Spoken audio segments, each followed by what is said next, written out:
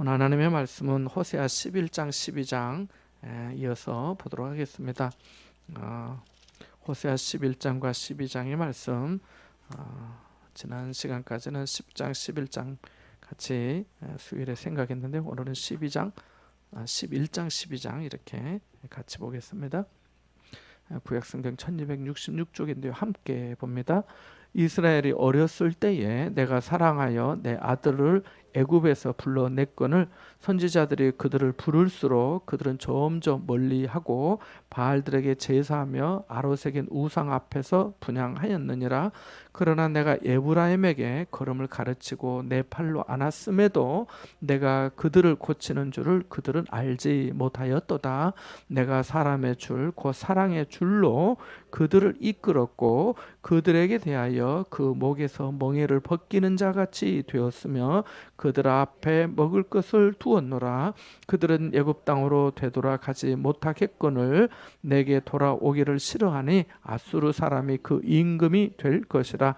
칼이 그들의 성읍들을 치며 빗장을 깨뜨려 없이 하리니 이는 그들의 계책으로 말미암음이니이다.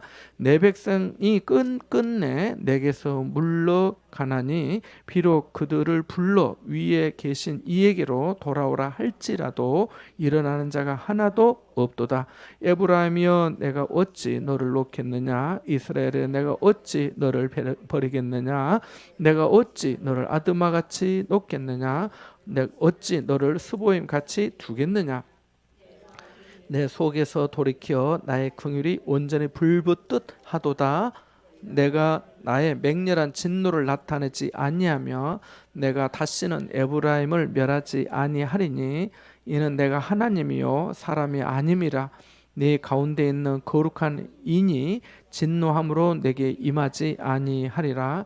그들은 사자처럼 소리를 내시는 여호와를 따를 것이라.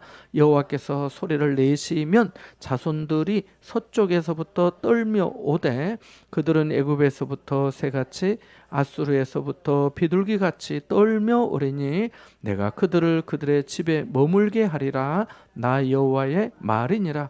에브라임은 거짓으로 이스라엘 족속은 속임수로 나를 에워쌌고 유다는 하나님 곧 신실하시고 거룩하신 자에게 대하여 정함이 없도다.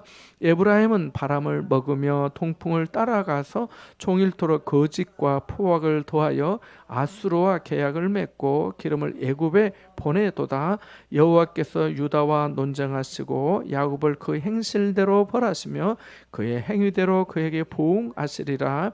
야곱은 못해서 그의 형의 발 뒤꿈치를 잡았고 또 힘으로는 하나님과 겨루되 천사와 겨루 이기고 울며 그에게 간구하였으며 하나님은 베델에서 그를 만나셨고 거기에서 우리에게 말씀하셨나니 여호와는 만군의 하나님이시라. 여호와는 그를 기억하게 하는 이름이니라. 그런즉 너의 하나님께로 돌아와서 인애와 정의를 지키며 항상 너의 하나님을 바랄지니라. 그는 상인이라 손에 거짓 저울을 가지고 속이기를 좋아하는도다. 에브라임이 말하기를 나는 실로 부자라. 내가 재물을 얻었는데 내가 수고한 모든 것 중에서 죄라 할 만한 불의를 내게서 찾아낼 자가 없으리라 하거니와 내가 애굽 땅에 있을 때부터 나는 내 하나님 여호와니라. 내가 너로 다시 장막에 거주하게 하기를 명절날에 하던 것 같게 하리라.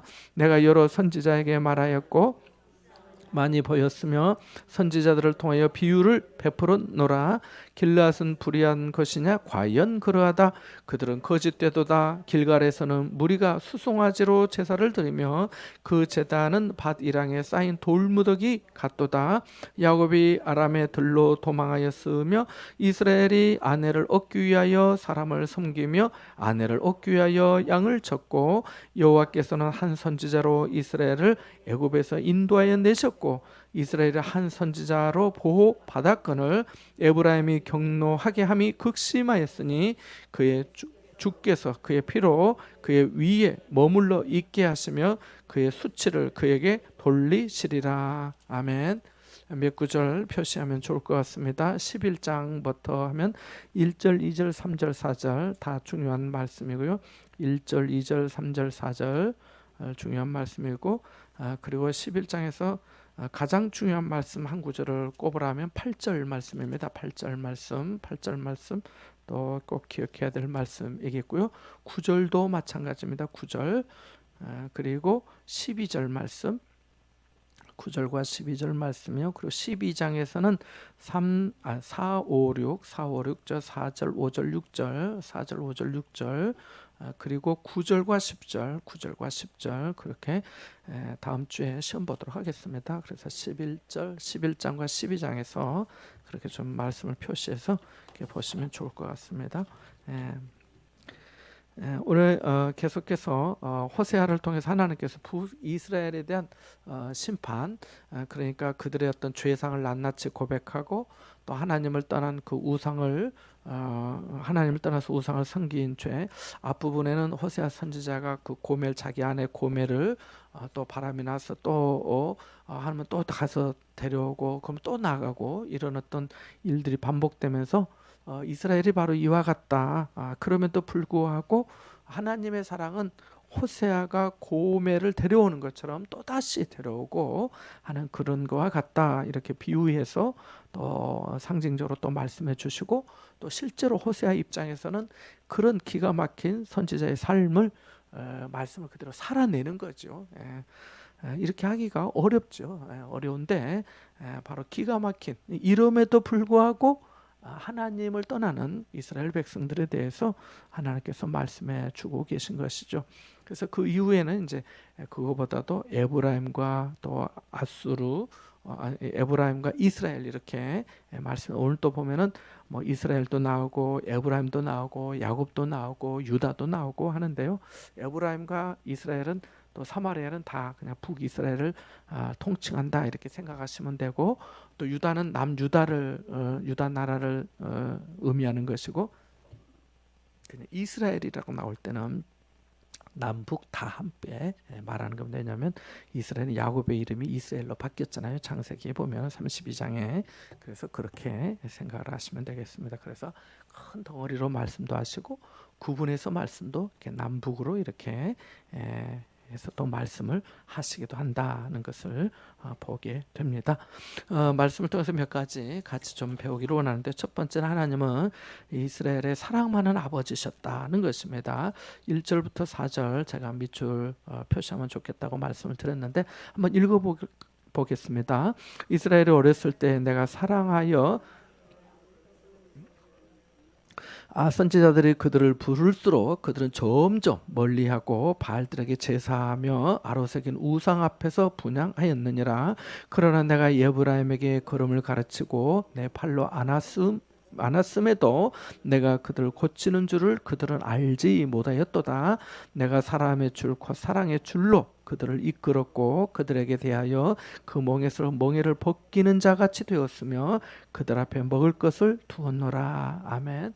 그래서 1절 말씀해 보니까 이스라엘 어렸을 때 내 사랑하여 내 아들이라고 하는 것은 부자간의 관계죠. 부자간의 관계. 그래서 내 백성이다. 앞부분에 또 호세아 1장에 그렇게 나온 그런 대목도 있습니다만은 내가 사랑하여 내 아들을 애굽에서 불러냈다. 그러니까 내가 아버지로서 불러냈다는 거죠. 그래서 사실 구약 성경에서 하나님을 아버지로 이렇게 상징하고 말씀하고 하는 대목이 많지가 않습니다. 왜냐하면 하나님은 너무나 거룩하시고 전능하시고 영광의 하나님, 창조주 하나님, 너무 사람과는 거리가 먼 그렇게 두려운 하나님으로 자주 나타나기 때문에 그러한 거지요. 그런데 여기도 보니까 내 아들을 야곱에서 어렸을 때 불러내서 어렸다는 게 뭐겠습니까? 어렸을 때 연약한 거죠. 연약한 거. 약하죠.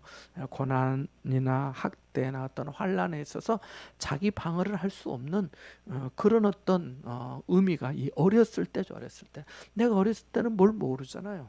내가 어렸을 때는 누가 꼬드겨도 넘어가기도 쉽고 내가 어렸을 때는 누가 퍽 쳐도 그냥 넘어질 수밖에 없고 이렇잖아요. 그런데 바로 그럴 때 하나님께서 불러내셨는데 사랑하여서 불러내셨다는 거죠. 그러니까 그의 마음이 너무너무 귀한 거죠. 그래서 선지자들을 통해서 부르시고 가르치시고 인도하시는데도 그런데도 기가 막히게도 계속해서 점점 더 멀리한 거죠. 부르면 부를수록 더 바알에게로 가까이 가고 아로새긴 우상에게 분향하고 예배하고 하는 거죠. 그러니까 하나님께서 안타까우신 것이죠. 그래서 사실 3절에 그러나라고 하는 이 그 시작되는 낱말이 세번역 성경에는 2절에 나와 있어요. 그래서 2절을 읽고 난 다음에 3절을 읽는데 그러나 이렇게 하면은 이 문맥이 조금 어렵잖아요. 분양하였느니라 그러나 내가 에브라임에게 걸음을 가르치고 알았음에도, 그러니까 그러나 하고 내 팔로 안 왔음에도 이렇게 되니까 이게 조금 문장이 어색한데 1절을 읽고 불러냈다. 그러나 선지자들이 그들을 부를수록 그들은 점점 더 멀리하고 분양하였느니라.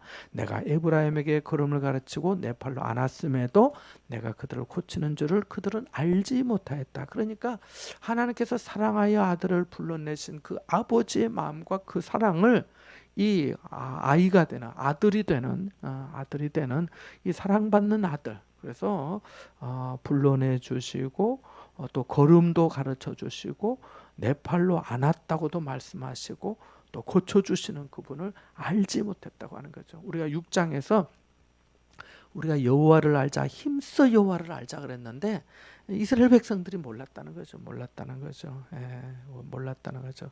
이 말씀 우리에게 대비해 보면은 우리는 잘 아는가 하는 거예요. 우리는 잘 아는가. 우리는 하나님께서 이렇게 내게도 친밀하게 돌보시고 가르쳐 주시고 걸음마도 가르쳐 주시고 은혜를 베풀어 주시고 안아 주시는데도 불구하고 모르고 오히려 뛰쳐나가려고 하고 더 멀리 멀어지는 거 아닌가. 나는 정말 어떤 자녀인가 생각해 보는 거죠. 생각해 보는 거죠. 나는 말씀을 잘 듣는 자녀인가? 하나님의 마음을 아는 자녀인가? 순종하고 돌이키는 자녀인가?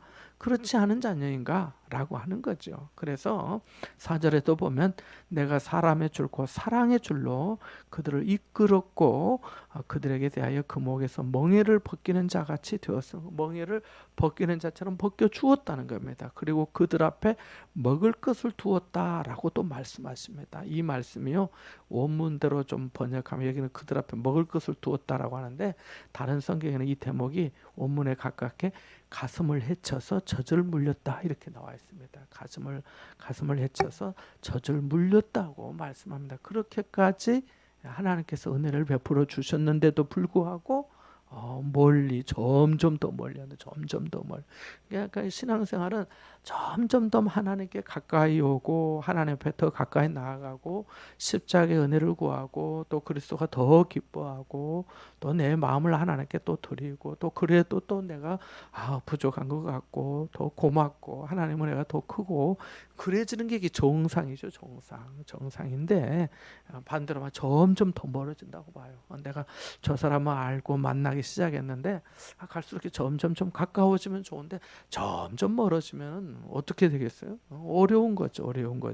그래서 바로 그런 부분을 이렇게 하나님께서 말씀해 주고 계신 것입니다. 그래서 우리도 아버지, 내가 사랑하여 내 아들이라 했으니까 그럼 하나님 아버지인데 우리가 예수님이 가르쳐 주신 주 기도문에도 하늘에 계신 우리 아버지라고 하잖아요. 마가복음 14장 36절, 또 로마서 8장 15절, 갈라디아서 4장 6절, 이 중에서 마가복음 14장 36절 한번 찾아볼까요?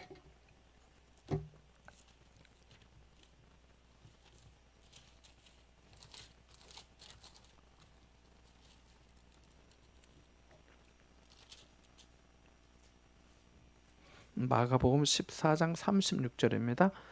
예수님께서 하신 말씀인데 같이 한번 읽어보겠습니다. 기도하시면서 같이 합니다. 이르시되 아빠 아버지여, 아버지께는 모든 것이 가능하오니 이 잔을 내게서 옮기시옵소서. 그러나 나의 원대로 마시옵고 아버지의 원대로 하옵소서 하시고, 예수님께서도 아빠 아버지요, 아버지께는 모든 것이 가능하십니다. 아버지께는 가능하셔. 불가능한 일이 없죠. 이 잔을 내게서 옮겨 주십시오. 십자가를 앞두고 예수님께서 겟세마네에서 기도하시면서 하신 말씀이죠. 그러나 나의 원대로 마시옵고 아버지의 원대로 하옵소서라고. 그러니까 아버지, 아빠, 아버지라고 아빠라고 부르면서 기도를 하지만은 내 뜻보다, 내 원보다, 내 마음의 소원보다 아버지의 뜻, 아버지의 소원, 아버지의 섭리, 아버지의 목적이 이루어지기를 원합니다라고 하는 거죠. 만약에 여러분에게 이런 자녀가 있다면 좋겠어요, 안 좋겠어요? 대답 안 한 분은 모르겠네. 좋지 않겠어요?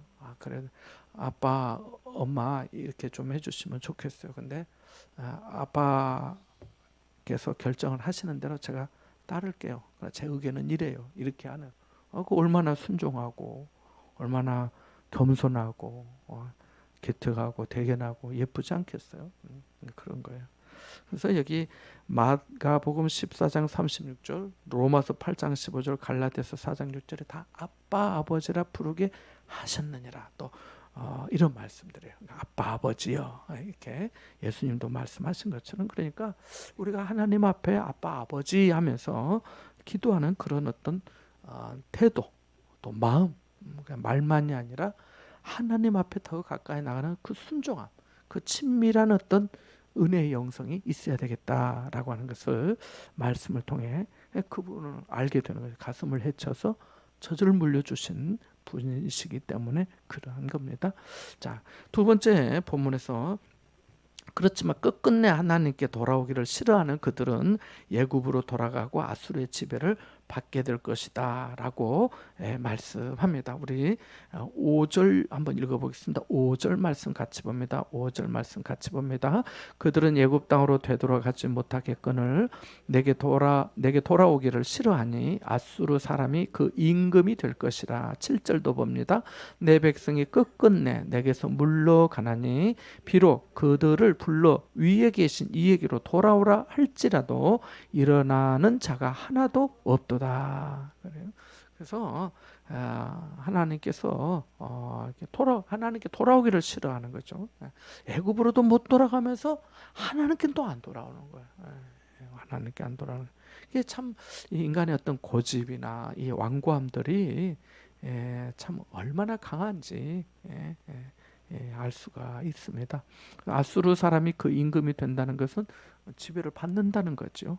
그리고 7절도 마찬가지죠. 7절도 끝끝내 내게서 물러가나니 비록 그들을 불러서 위에 계신 얘기로 하나님께로 돌아오라 할지라도 일어나는 자가 하나도 없다라고 말씀합니다. 그래서 예레미야 5장에도 한 사람을 예루살렘 거리를 찾아봐라. 그래서 공의를 행하고 하나님 찾는 사람 한 사람만 있으면 내가 이 성을 멸하지 아니하겠다라고 말씀하시잖아요. 한 사람 찾기도 힘들다는 거죠. 창세기 시대 때는 아브라함이 소돔과 고모라를 위해서 기도할 때는 의인 10명 있으면 어쩌실랍니까? 나 의인 10명만 있어도 내가 이 성을 사겠다고 했는데 시대가 이제는 한 명 찾기도 어려운 거가 된 거죠. 한 명 찾기도. 그래서 참 얼마나 세상이 세속화되고 또 우상을 섬기고 또 하나님 섬기는 또 믿는 일들에 대해서 얼마나 이 완고해지고 완악해진 대적하는 일들이 얼마나 많은지를 말씀을 통해서도 배우게 됩니다. 끝끝내 내게서 물러간다. 끝끝내 결국 안 돌아온다는 거죠. 끝끝내. 우리 그러잖아요. 자식들에게는 말하는데 끝까지 말을 안 들으면 힘들잖아요. 바로 그겁니다. 자, 그러면은 어떻게 하겠냐는 거예요. 어떻게?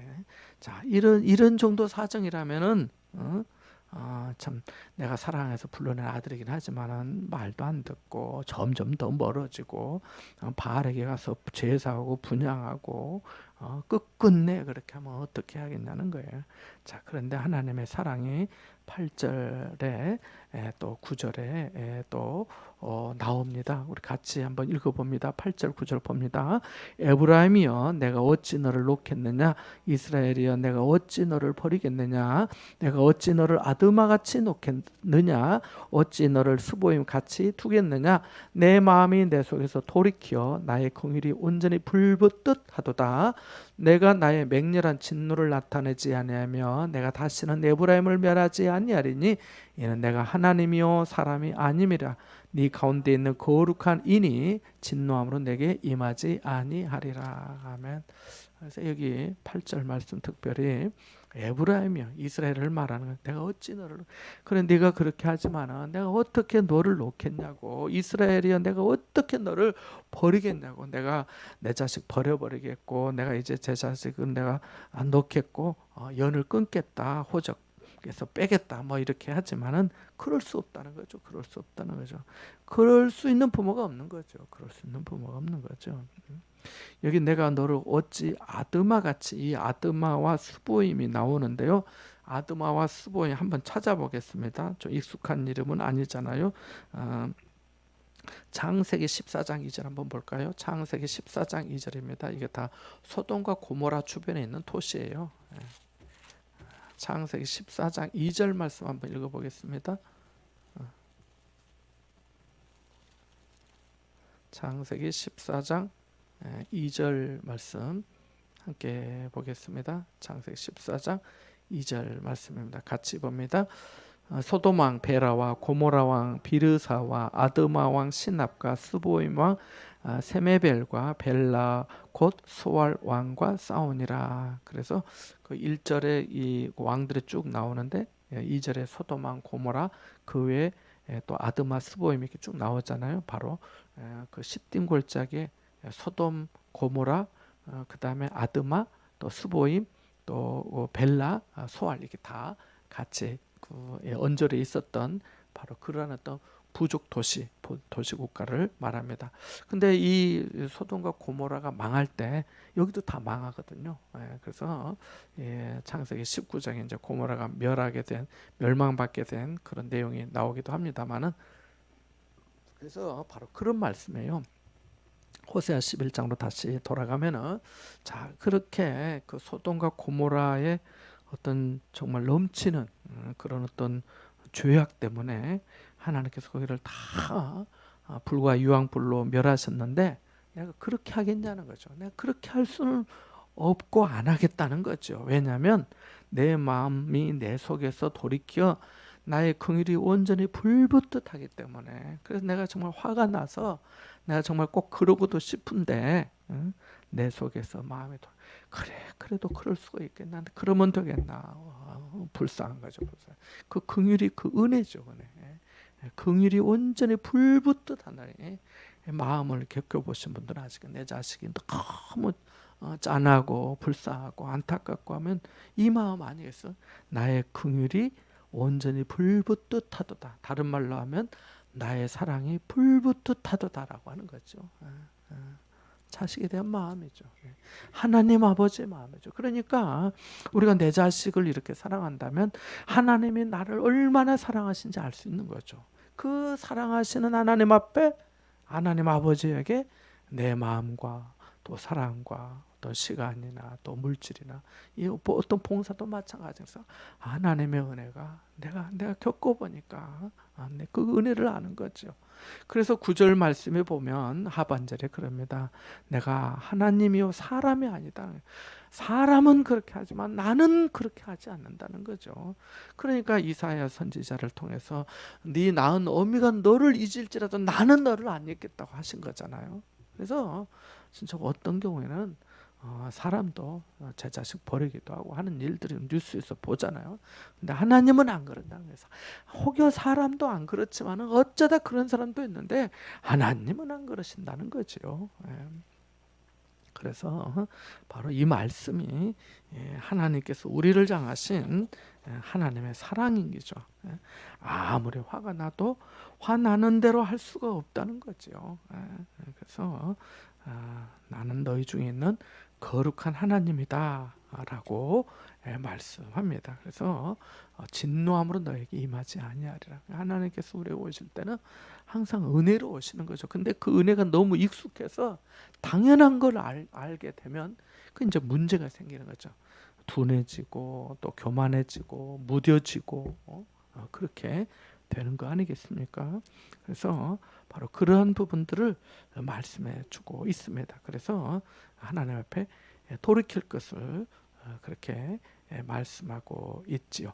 자, 그렇게 한번 말씀을 또 보았고요.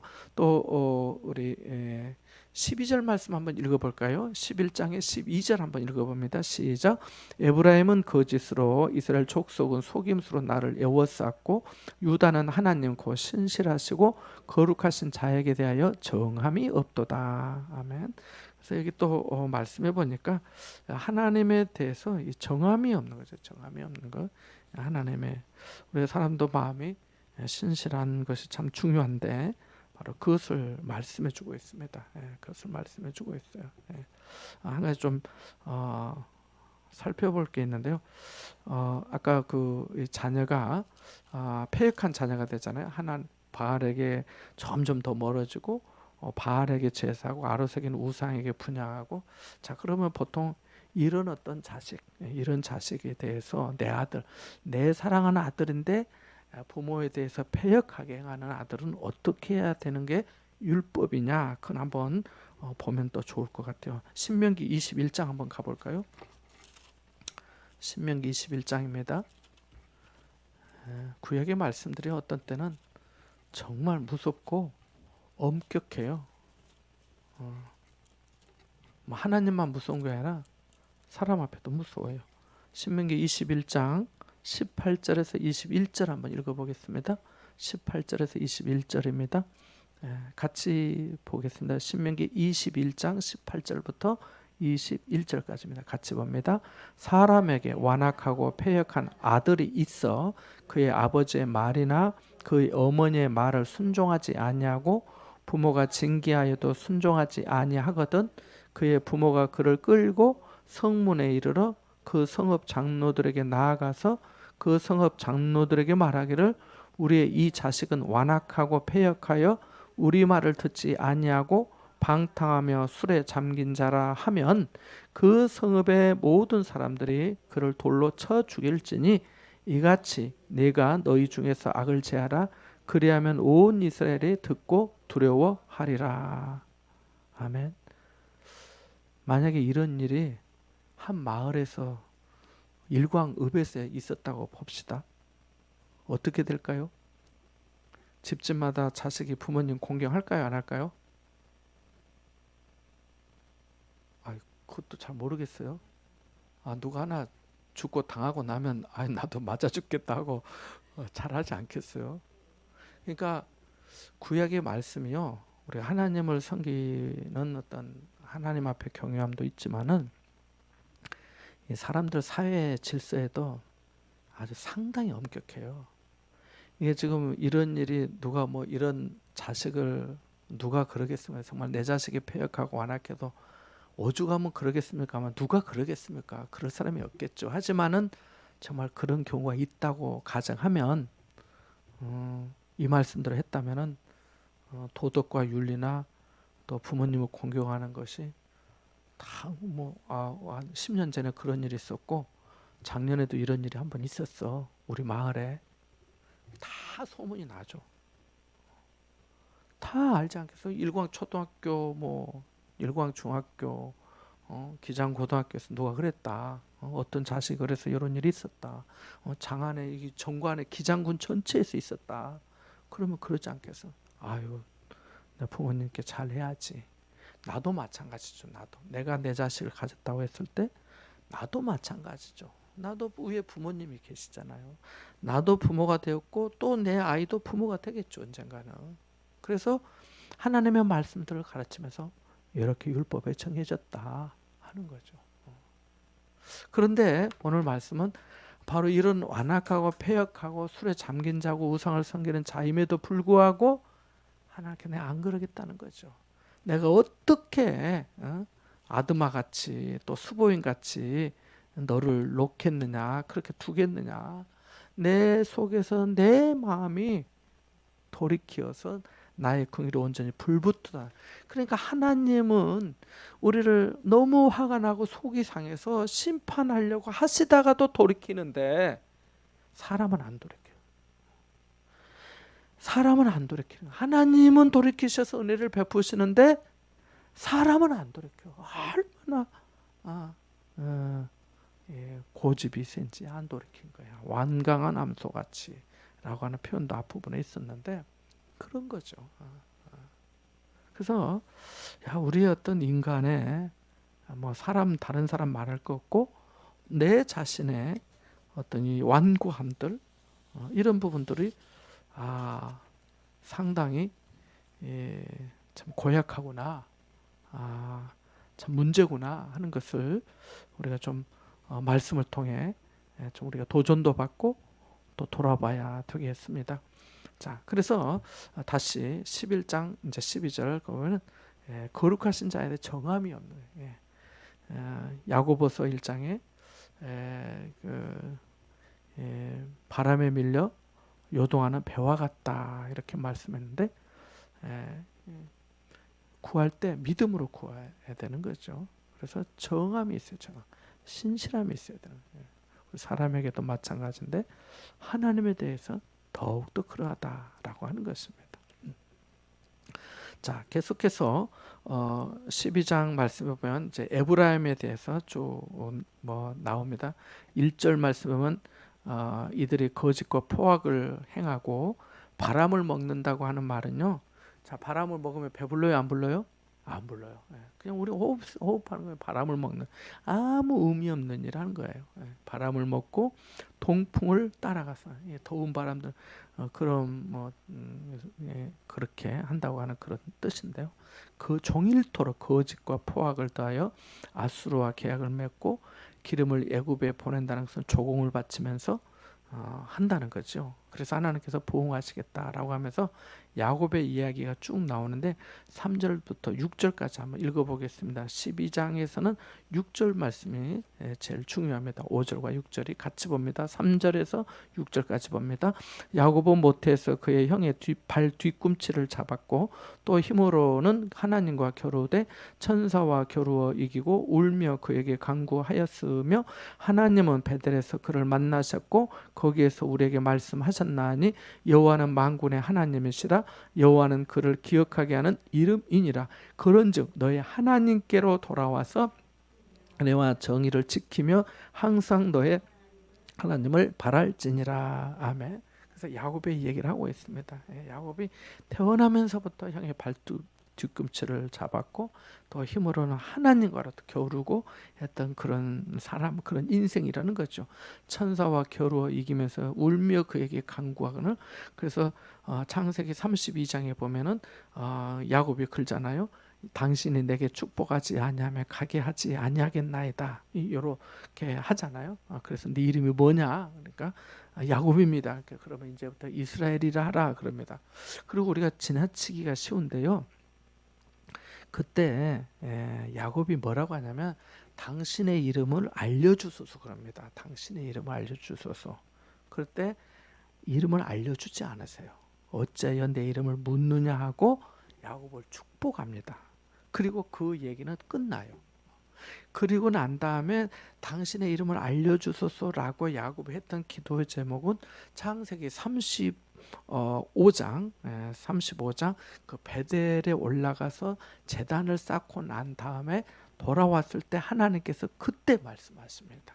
창세기 35장 11절 말씀에 보면 나는 전능한 하나님이라 라고 말씀하십니다. 전능한 하나님이라고 말씀하셔요. 그래서 여기 4절에 보면 하나님은 베델에서 그를 만나셨고, 물론 그 전에도 만나신 적이 있죠. 이게 집 떠날 때도 거기서 우리에게 또 말씀하셨나요? 여기 재밌는 표현이 4절에 우리에게 말씀하셨나요? 우리 성경을 쭉 읽는데 야곱이 어땠다 그 애가 울며 간구했고 또 그를 만나셨다 했는데 4절 끝부분에 보니까 거기에서 우리에게라는 말씀을 동그라미 해놓으세요. 거기에서 우리에게 말씀하세요. 하나님이 야곱에게 말씀하셨지 우리에게 하신 건 아니잖아요. 사실은 성경으로 이렇게 본다면은. 근데 그것을 현재화시키고 있는 거예요. 우리에게 말씀하셨다. 말씀을 오늘 듣고 있는 우리 모두에게 말씀하셨다는 거예요. 야곱 개인적인 어떤 대상에서 우리에게로 말씀이 옮겨지고 있어요. 그래서 하나님의 말씀이 오늘 우리에게 주신 말씀이라는 거죠. 그렇게 되는 거죠. 그래서 5절에 여호와는 만군의 하나님이시라. 여호와는 그를 기억하게 하는 이름이다. 그런즉 너는 너의 하나님께로 돌아와서, 여기서 중요한 거 하나님께 돌아와서, 그 다음에 인애와 정의를 지키며 돌아오고 지키고 항상 너의 하나님을 바라는 거, 이거 중요한 거예요. 그래서 돌아오고 지키고 항상 하나님을 바라는 거예요. 바라는 거예요. 앙모하는 거예요. 열망하는, 주앙모하는 자, 앙모하다는 게 열망하다는 뜻이에요. 열망하다. 하나님을 열망하는 거예요. 거룩한 소망으로 가득 찬 거예요. 하나님을 더 알고 싶어하는 거예요. 하나님을 계속해서 바라보는 거죠. 믿음의 주요 온전하게 계신 이인 예수를 바라보자라고 하는 말씀도 히브리서 12장에 있는데 말씀한 거죠. 그래서 항상 너희 하나님을 바랄지니라 이렇게 말씀합니다. 자, 조금은 또 내용이 분위기가 바뀌는데요. 이스라엘에 대해서 그는 상인이라 손에 거짓 저울을 가지고 속이기를 좋아하고, 에브라임이 말하기를 8절 말씀해 보니까 나는 실로 부자라, 내가 재물을 얻었는데 내가 수고한 모든 것 중에서 죄라 할 만한 불의를 내게서 찾아낼 자가 없으리라 하거니와. 그러니까 내가 뭐 어떻게 속여서 부자가 되었어 그랬는데, 내가 부자다 하면서 내가 수고하여 얻은 모든 것 중에서 죄라고 할 만한 불의를 내게서 찾아낼 자가 없을 것이다. 그러니까 교만한 거지요. 거짓된 거지요. 왜 없겠어요. 속에서 취하고 다 그랬는데 있는 거죠. 그런데 뻔뻔한 거죠. 뻔뻔하고, 오늘 본문 이 7절부터 14절까지는 뻔뻔함에 앞에 내용들은 완고함이라고 한다면은 이 뻔뻔함에, 그러니까 고집과 교만과 뻔뻔함이 다 같은 말이에요. 이 모양으로 보면 뻔뻔하고, 다르게 보면은 무지하기도 하고 고집스럽고 완고하고 한 거지요. 그래서 바로 그렇게 말씀하면 내가 너를 안다는 말씀이에요. 9절 10절 같이 봅니다. 시작. 내가 애굽 땅에 있을 때부터 나는 네 하나님 여호와니라. 내가 너로 다시 장막에 거주하게 하기를 명절날에 하던 것 같게 하리라. 내가 여러 선지자에게 말하였고 이상을 많이 보였으며 선지자들을 통하여 비유를 베풀었노라. 아멘. 여기 9절의 명절날은 장막절을 말합니다. 이게 명절이라니까 우리 설날, 뭐 유월절, 뭐 이런 절기 생각하시는데, 절기는 절기인데 그 초막절을 말해요. 장막절, 초막절. 그래서 광야 생활을 기념해서 일주일 동안 광야에 가서 텐트 치고 생활하는 바로 그런 날. 그러니까 모든 것이 궁핍하고 없고 하나님의 은혜로 살았던 그런 시간을 기억하게 하는 거고, 또 달리 이 본문에서 생각해 보면은 안정되지 않는다는 거예요. 오늘은 이고 내일은 저거, 이게 정체가 없잖아요. 장막이, 텐트라는 게 집이 아니잖아요. 장막이기 때문에, 텐트이기 때문에 바로 그런 것을 말씀해 주고 있습니다. 그래서 내가 너로 다시 그런 신세가 되게 할 것이다, 이런 말씀이에요. 그래서 하나님께서 바로 그러한 말씀을 해주고 있고, 또 11절 끝부분에 그 우상을 섬기는 그 제단이 바들의 양에 쌓은 돌무더기 같단 말은 그 제단들이 얼마나 많은지 셀 수가 없다는, 마치 돌 무더기처럼 그렇게 여기저기 흩어져서 우상 섬기는 게 그렇게 많다라고 하는 것을 말씀해 주고 있습니다. 14절 한번 읽어보겠습니다. 마지막 절입니다. 에브라임이 경노하게 함이 극심하였으니 그의 주께서 그의 피로 그의 위에 머물러 있게 하시며 그의 수치를 그에게 돌리시리라. 아멘. 그래서 뻔뻔하고 한 이거에 대해서 부끄럼도 모르는데 수치스럽게 그렇게 하겠다라고 하시는 그런 말씀입니다. 오늘 여기까지 말씀을 좀 생각해 보았는데요. 하나님께 돌아와서 인애와 정의를 지키고 항상 하나님을 바라보게 해주십시오라고 우리가 좀 기도할 수 있기를 원하고요. 또 하나님의 그 은혜의 사랑 참 안아주시고 젖을 물려주시고 불러내주시고, 정말 그럼에도 정말 멀어지고 또 우상을 섬기고 하니까 정말 화가 나서 다 어떻게 하고 싶지만은 11장 8절의 말씀처럼 내가 어찌 너를 놓겠느냐, 내가 어찌 너를 버리겠느냐, 내가 어찌 너를 아드마같이 놓겠고 어찌 너를 수고인같이 두겠느냐, 그럴 수가 없다.